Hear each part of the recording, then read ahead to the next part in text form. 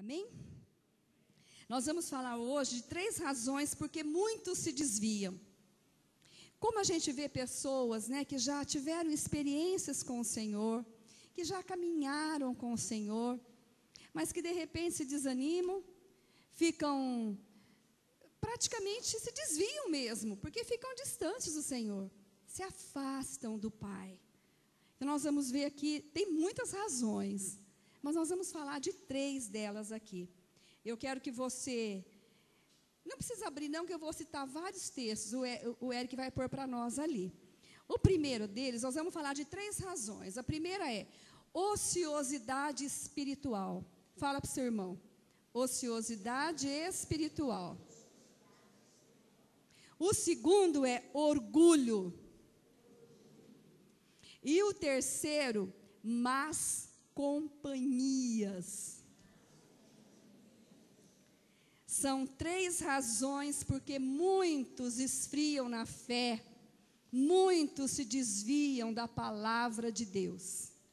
Provérbios 18, 9, fala assim: quem é negligente na sua obra, já é irmão do desperdiçador.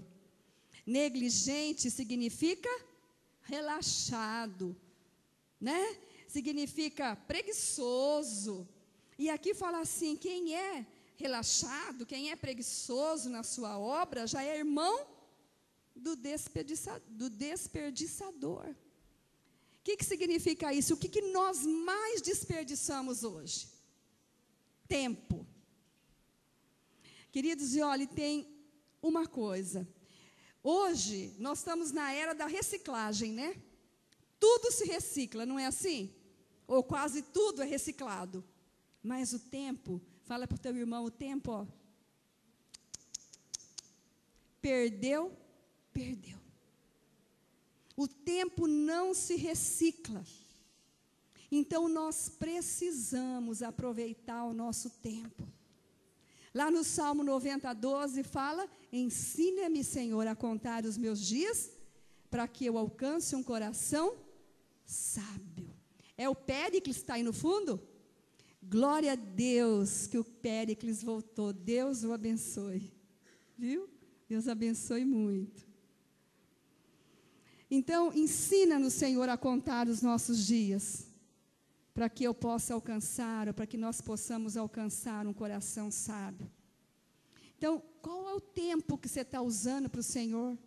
Quanto tempo nós temos desperdiçado? Isso chama-se ociosidade espiritual. De repente, você pode até não ser preguiçoso fisicamente, mas quando você deixa de trabalhar na vida espiritual, você passa a ser ocioso espiritualmente. E o Senhor fala aqui que é irmão do desperdiçador. Não perca seu tempo. Fala para o teu irmão. Tempo não pode ser reciclado. É precioso.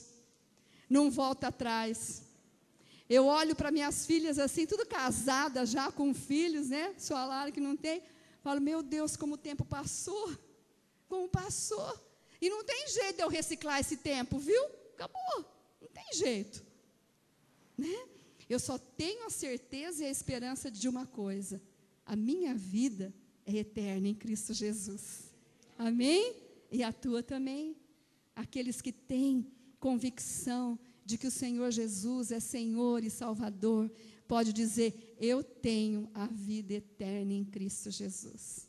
Isso nós podemos garantir.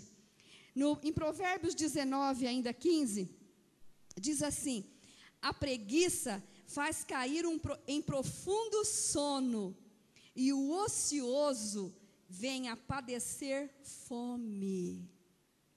Fome física e fome espiritual. Você já viu alguém ter um monte de alimento em casa e começar a comer e não matar a fome? É bem por aí. Quando isso acontecer, você pode ter certeza que você está ocioso espiritualmente. Porque a palavra fala que da fome vem a padecer de fome. O Senhor está falando conosco espiritualmente. Então, tem muito versículo que a gente lê e a gente não percebe a profundidade que tem isso. E é muito sério. Às vezes, em casa, a gente começa a comer sem parar e não sacia a fome. Quando já aconteceu isso aqui? Não é assim? É ociosidade espiritual. Porque quando nós estamos trabalhando, né, bem espiritualmente, até a fome a gente perde, realmente não sente, quer jejuar. Mas quando nós estamos ociosos espiritualmente, tudo isso acontece. Provérbios 22:13.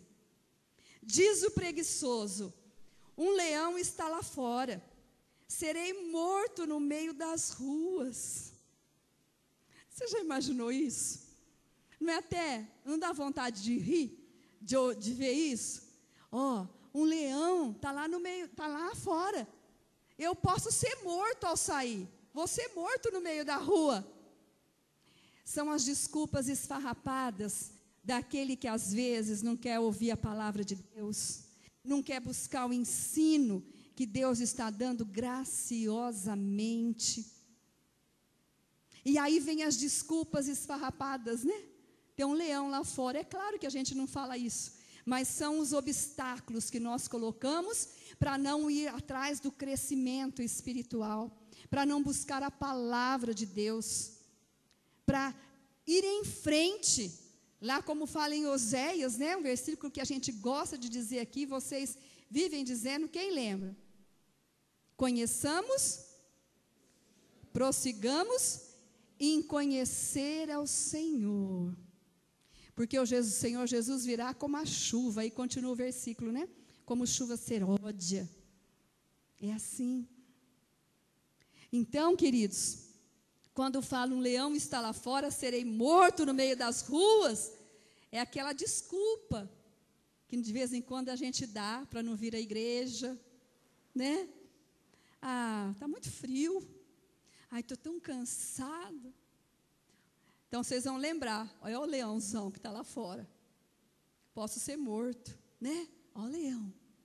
Então, são coisinhas simples que faz com que nós esfriemos espiritualmente. Outra, em 1 Timóteo 4, no versículo 10. Ora, é para esse fim que labutamos e nos esforçamos sobremodo, porquanto temos posto a nossa esperança no Deus vivo, Salvador de todos os homens, especialmente dos fiéis. A falta de envolvimento com a obra de Deus, essa luta aqui, que ele fala, esse esforço, né? Na fim de labutarmos e esforçarmos sobremodo, enquanto temos posto a nossa esperança no Deus vivo. O que ele está falando aqui? O que ele quer nos dizer aqui? Que se nós não nos envolvermos, nos labutarmos realmente, lutarmos para as coisas de Deus, na esperança do Deus vivo, no Salvador maravilhoso, que é Cristo Jesus, o que vai acontecer conosco? Nós vamos nos afastar do Senhor. Vai haver um afastamento, vai haver um desligamento, vai haver um esfriamento, e nós passamos a ser ociosos espiritualmente. E aí, isso até chegar em se desviar. Quantos aqui já conversou com alguém lá fora, que pergunta, mas está passando às vezes por uma dificuldade, você começa a falar de Jesus, fala, eu já conheço essa palavra, eu já conheço, eu sou desviado. Quantos aqui já viram isso? É direto, né? Sou desviado da palavra de Deus, porque vai devagarzinho, vai ficando ocioso espiritualmente, até deixar totalmente. Vocês se lembram de Ló que ia armando as tendas dele devagarzinho até Sodoma? É a mesma coisa as nossas vidas, porque aí nós caímos também no pecado. Porque da ociosidade cai-se no pecado. Porque se você fica ocioso, tem um ditado popular que fala que a mente vazia é a oficina, e é bem por aí mesmo. Aí vai e cai no pecado. E o segundo motivo por que as pessoas muito se desviam, o orgulho, arrogância, soberba, né? Então, quando a gente fala em orgulho, a gente logo imagina isso, arrogância, soberba. Mas eu fui olhar no dicionário, o que mais significava orgulho, no dicionário bíblico, e eu assustei um pouco, porque fala assim, é a autoestima exagerada, acompanhada de desprezo pelos outros. Falei, Senhor, então o orgulho é muito pior do que aquilo que a gente imagina. Porque é importante você ter uma autoestima alta, boa, não é? Não pode ser autoestima baixa. Mas não pode também haver excesso. E o orgulho é autoestima exagerada. E aí o que vai gerar? O desprezo pelas pessoas, pelos outros. E a gente não percebe. É terrível isso. É aquilo, eu não preciso, né? Eu já sei, eu não preciso. Ah, mas de novo isso. Orgulho. Orgulho, soberba, né?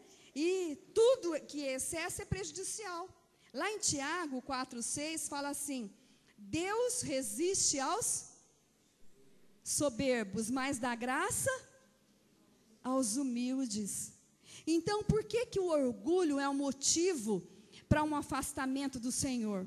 Porque é terrível quando Deus resiste a nós. Quando Deus resiste a você ou resiste a mim. É terrível. Há um afastamento total, porque é Deus que está resistindo. Então, todas as vezes que nós nos colocamos, como que eu sei que eu vou ter orgulho, né? Como que eu sei que eu sou orgulhoso? Quando você negligencia a palavra de Deus. Quando nós negligenciamos, o que nós estamos querendo dizer? Eu não preciso. Não sou autossuficiente. Quando nós não aceitamos uma exortação na palavra de Deus, é orgulho. Quando nós rejeitamos a disciplina, é orgulho. É dessa forma. Porque a gente rejeita, né? Imediatamente. Mas é orgulho. É idolatria. Sabia que o orgulho é idolatria? Como? É idolatria de quem? Autoidolatria. Porque quando a gente tem a autoidolatria, é aquilo que você está sempre certo, eu estou sempre certo. Você não aceita o erro de todo mundo erra. Ou seja, você não aceita o erro de ninguém, mas você erra e você está sempre certo. Vocês estão entendendo? Sempre tem razão. Esse é orgulho, soberba. E Deus vai sempre resistir ao soberbo, ao orgulhoso. E se ele resiste, automaticamente nós estamos afastados dele. Totalmente afastados. Amém, queridos? Não por estar afastado, mas fala por entender a palavra. Amém? A terceira, que eu quero ficar um pouquinho mais. Más companhias. No Salmo 1:1, o que fala? Quem lembra? Bem-aventurado o homem que não anda no conselho, nem no caminho, e nem se assenta. Antes o seu prazer está na lei do Senhor, e nela medita dia e de noite. Não é assim? Bem-aventurado o homem que não anda no conselho dos ímpios, não se detém no caminho dos pecadores e nem se assenta à roda. Sabe o que é escarnecedor? Zombador. É a mesma coisa que zombador. Então, quando às vezes você pensa que sentar na roda de escarnecedor é aquele que está blasfemando, que não conhece Jesus, que nunca veio à igreja, faz assim para o teu irmão, não é assim não. O escarnecedor e o zombador também é aquele que quando faz uma rodinha, seja de irmãos ou amigos, estão zombando de alguém, zombando de irmãos, zombando da igreja, zombando de algo. Esses são os escarnecedores. Vocês estão me entendendo? Porque nós somos a imagem e semelhança de Deus. E nós não devemos zombar de nenhum irmão, de nenhum. Quando se reúne para falar mal, é a mesma coisa. É sentar em roda de escarnecedores. Então vamos lá. Provérbios 4, do 14 ao 15. Não entres na vereda dos perversos, nem sigas pelo caminho dos maus. Evita-o, não passes por ele. Desvia-te dele e passe de largo. Quer dizer, nem passe por esse caminho. Se você perceber que ali tem esse tipo de pessoa, é perverso, está fora dos caminhos do Senhor, nem passe por esse caminho, desvia daquilo. Porque vai te levar a se afastar do Senhor também. Vocês estão entendendo? Paulo orienta lá os Tessalonicenses, no capítulo 3, 2 Tessalonicenses, capítulo 3, versículo 14. Ele fala assim: caso alguém não preste obediência à nossa palavra, dada por essa epístola, notai-o, quer dizer, observa aí, quem é esse? Nem vos associeis com ele, para que fique envergonhado. O que significa isso? Quando alguém está falando contra aquilo que está na palavra de Deus, contra alguém está indo totalmente fora daquilo que ele precisa entender da palavra, que você já entende, você vai falar contrário, você não vai concordar, você vai levá-lo a ficar envergonhado. Vocês estão entendendo, queridos? Se a igreja se levantar dessa forma, nós não vamos ter escarnecedores, não vamos ter zombadores, não vamos ter mexeriqueiros, porque nós vamos estar fazendo o quê? Indo contra isso. Não vamos permitir que isso aconteça. Porque a pessoa, quando a gente fala dentro da palavra de Deus, nós vamos levar a pessoa a se envergonhar dos seus atos. E não ser conivente com os atos. Porque muitas vezes, quando você está numa rodinha, às vezes você dá risada de uma piadinha feia, uma piadinha que não tem nada a ver com as coisas de Deus. E quando você dá risada, você está sendo conivente a isso. Ou quando alguém vem fazer um comentário maldoso do teu irmão, você dá ouvido e concorda e não fala nada, não exorta o seu irmão, você está fazendo a mesma coisa. E aqui a palavra de Deus fala que é para você deixá-lo envergonhado e não ser conivente com os atos, para que ele possa se arrepender, para que ele possa pensar, porque assim você vai estar ajudando. Amém, queridos? Nós levamos a igreja dentro da direção do Senhor. Às vezes a palavra é dura, de exortação, mas é preciso, porque a palavra vem com exortação, mas ela edifica e ela vai te consolar. Porque quando você se encontrar numa situação dessa, você vai saber como agir, e aquilo vai ser gratificante, porque vai ter fruto. Porque está dentro da palavra de Deus. E se você não tiver orientação para agir nesses momentos, para saber como se comportar, você não vai ter jeito de ser usado, de ser bênção nas mãos do Senhor. Por isso é preciso saber. Vocês já tinham lido todos esses versículos que eu estou citando aqui? Já tinham lido? É importante que a gente leia. 1 Coríntios 5:11. Porque nós estamos num tempo, queridos, olha aqui, que nós precisamos estar atentos. Eu falei numa terça-feira aqui, se eu não me engano foi a terça-feira passada ou retrasada, eu falei de laços. Quem estava aqui? Lembra disso? Eu falei de laços. Então nós estamos num tempo que nós precisamos estar atentos, senão cai no laço mesmo, cai na armadilha de Satanás. E nós precisamos estar atentos, porque você não vai ser enlaçado em outro ambiente, é aqui mesmo, que é esse ambiente que você frequenta. É aqui porque o diabo vai te enrolar. Vocês estão entendendo? E às vezes a gente pensa que aquilo é de Deus e não é não. Não é não.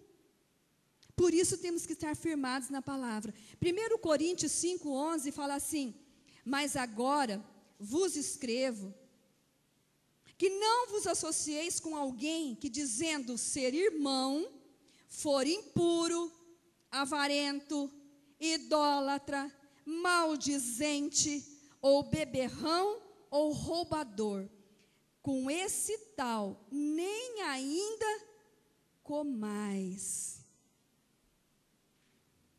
É pesado isso, não é? Séria essa palavra. Porque nós sabemos que todos nós erramos. Todos nós estamos sujeitos a pecar, nós somos pecadores. Mas estamos lutando para quê? Para não mais cairmos na armadilha, porque nós temos domínio sobre o pecado. Nós temos domínio sobre o pecado. Mas só que o Senhor nos alerta, Ele está falando para o crente aqui. Porque vai ter alguém dizendo-se irmão, que vai ser impuro, avarento, idólatra. O que é avarento, queridos? O que é avarento? É aquele que tudo que ele tem é meu. O que eu tenho é meu. Vocês estão entendendo? Ou seja, ninguém toca.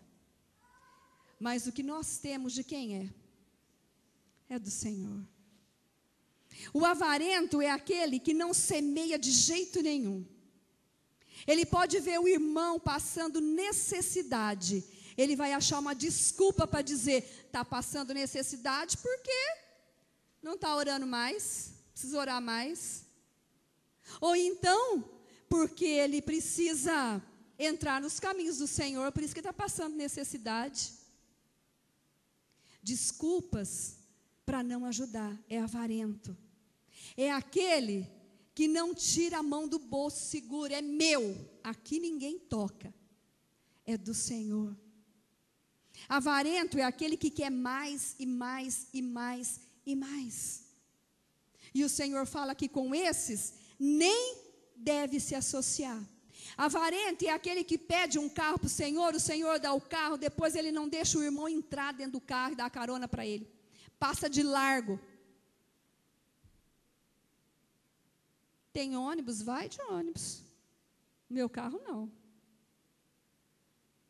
Vocês estão entendendo, queridos? Falei, eu sou a igreja do Senhor Jesus.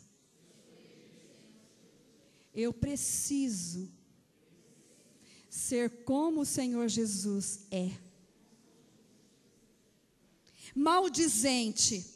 Aqui fala também que não é nem para comer, né? Com o maldizente, o beberrão, o roubador. O que é maldizente? É aquele que está falando a palavra, né? É o que fala mal. E aí, como fica isso? Então, queridos, nós precisamos, como igreja, nos arrepender de todas as vezes que abrimos a boca para falar mal. Seja de quem for. Seja do presidente, seja do prefeito, seja de qualquer político, seja do professor, seja do patrão. O que mais se ouve falar hoje? O meu patrão? Nossa, que cara chato. Nossa, mas é ele que está pagando o seu ordenado todo mês. Vocês estão entendendo, queridos? Se não está bom o trabalho, arrume outro. Mas não fale mal. Da onde você está tirando o ganha-pão? O Senhor fala que com esses, você não deve nem comer junto. Porque se você estiver na mesa e ele começar a falar mal, ou do irmão, ou do líder, do pastor, ou do presidente, ou do vizinho, você sai, não é para ficar junto. Se você não conseguir levá-lo a entender, dentro da palavra de Deus, que ele tem que parar. Se ele acha que ele está certo e tem que continuar, você não deve nem comer com ele. Não é sério isso? Mas qual é o teu papel? Exortar na palavra de Deus. De repente você precisa ser exortado. Mas precisa receber também. Todos nós estamos sujeitos a isso, não estamos? Mas é necessário entender o que Deus tem para as nossas vidas. Como que o Senhor vai realizar os seus planos? Nós vivemos pedindo e cantando, adorando, mas como que o Senhor vai completar a obra que Ele iniciou na minha vida, na tua vida? Se eu fico totalmente fora daquilo que Ele pede para eu fazer, das orientações. Mas por outro lado, o Senhor nos ensina o que é ter boa companhia. Ele nos ensina. Ele fala como que você deve não ter as más companhias, não aceitar as más companhias. Pastora, mas eu vou agora deixar aqueles que estão errados? Não, muito pelo contrário. Você vai ser contra aquilo. Se ele não aceitar, se ele continuar querendo fazer, aí você deve se afastar. Vocês estão entendendo, queridos? É assim que a igreja deve se comportar. O Senhor falava assim quando Ele mandava os discípulos na casa: vocês vão lá e abençoam a casa com a paz do Senhor. Se eles não aceitarem, primeiro que a paz volta para você, é você que é abençoado. Se não quiserem, você sabe o que você faz? Se não quiser ouvir a minha palavra, tira a poeira do pé e vai embora daquela casa. Vocês estão entendendo? E o amor do Senhor Jesus é maravilhoso. Não tem aquele que... Eu acho que aquele que rejeita é porque está em insanidade. Não é? Nós falamos domingo aqui das maravilhas do Senhor Jesus. Não tem jeito de não aceitar. Então, se o irmão está meio fora da situação, quando você entra com o amor do Senhor Jesus, não tem jeito dele não tomar o rumo de novo. Mas se deixar e se você concordar, os dois vão se desviar. Os dois vão ser frios espiritualmente. Os dois vão ficar fora dos planos de Deus. E aí o Senhor nos ensina aqui, no Salmo 119, 63, ele fala assim: companheiro sou de todos os que me temem e dos que guardam os teus preceitos. Então a gente ouve muito falar assim: eu sou meu companheiro. Mas você já viu se esse companheiro teme ao Senhor? Se ele guarda os mandamentos do Senhor? Ou se você o quer como companheiro, você já chegou e explicou para ele a palavra de Deus e ele recebeu e passou a temer ao Senhor? Esse deve ser o seu companheiro. Mas aquele que não teme ao Senhor, que não guarda os preceitos porque não quer, esse não é teu companheiro. Porque é só o companheiro para, talvez te ajudou a fazer um bom negócio, ou então participou, fez um churrasco gostoso. Isso não é ser companheiro. Companheiro sou de todos os que temem e dos que guardam os seus preceitos. Esse é o companheiro. Amém, queridos? E nós, como igreja, precisamos fazer companheiros. Porque a palavra de Deus fala que nós devemos ter. Não andar sozinho. Porque quando um cai, o outro levanta. Mas como que um cego pode seguir o outro cego? Pode guiar, quer dizer, outro cego? Não tem jeito. Então é preciso haver temor de Deus e guardar os preceitos de Deus. Senão, querido, foge desse que está te dando mau exemplo ou te influenciando. Não é o teu companheiro. Amém? Provérbios 2:20. Assim andarás pelo caminho dos homens de bem e guardarás as veredas dos justos. Andarás pelo caminho dos homens de bem. Quais são os homens que você está andando? Ou as mulheres? São de bem? Da onde você está recebendo conselhos?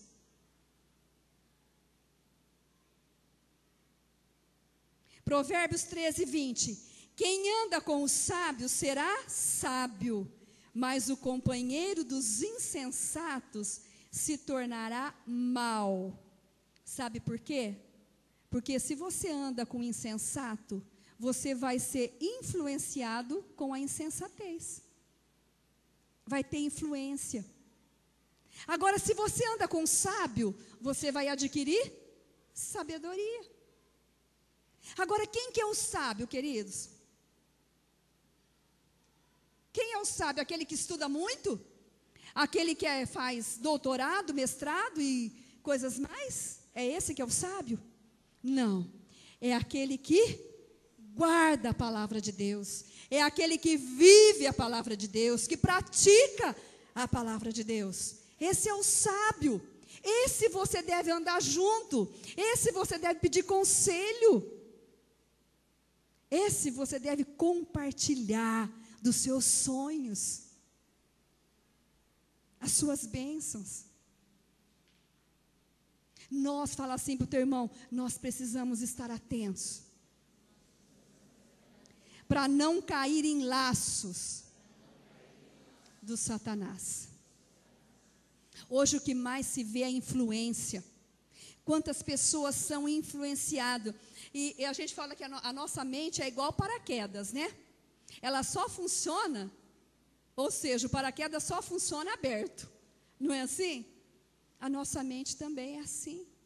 Só funciona se ela estiver aberta, atenta. Porque senão vai ser enganado.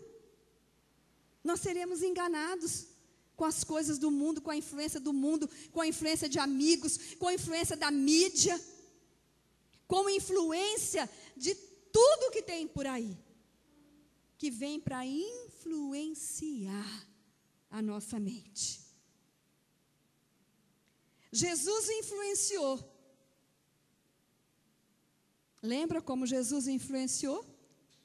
Por isso você está aqui, por isso eu estou aqui. Porque nós somos influenciados. Ele influenciou, por exemplo, a mulher adúltera. E ele falou para ela, vá e não peques mais. Ele influenciou o roubador. Lembra de Zaqueu? Ele falou, Senhor, se eu lesei alguém, eu quero pagar, restituir 4 vezes mais. Porque Jesus influenciou. Então você pode ter um roubador perto de você. Você pode ter qualquer que seja a pessoa. Mas você precisa influenciar. Não ser influenciado. Influenciar. Fala para o teu irmão, influenciar. Assim como o Senhor Jesus influenciou, nós precisamos influenciar. Porque nós recebemos a influência maravilhosa daquilo que Ele já fez para as nossas vidas. Lá em João 4, eu quero que agora você abra a sua Bíblia e acompanhe comigo.